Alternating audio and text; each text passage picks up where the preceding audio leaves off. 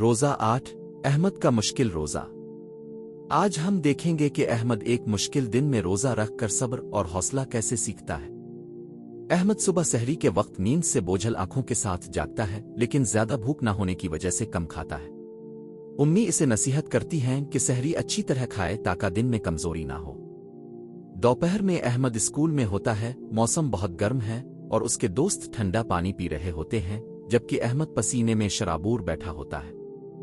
کھیل کے دوران احمد کا دوست اسے پانی پینے کے لیے کہتا ہے، لیکن احمد مسکرا کر کہتا ہے کہ وہ روزہ نہیں توڑے گا کیونکہ صبر کا اجر بڑا ہے۔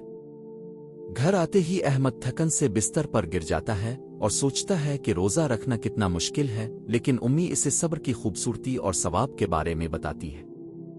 افطار کے وقت احمد بہت خوش ہوتا ہے اور دعا کرتا ہے کہ اللہ اسے اور زیادہ صبر عطا کرے۔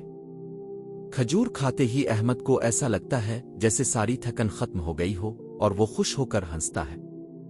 سونے سے پہلے احمد دعا کرتا ہے کہ اللہ اس کا روزہ قبول کرے اور اسے مزید صبر عطا کرے۔ یہ تھی آج کی کہانی۔ اگر آپ کو پسند آئی تو لائک، شیئر اور سبسکرائب کرنا نہ بھولیں۔ مزید دلچسپ رمضان کہانیوں کے لیے ہمیں فالو کریں۔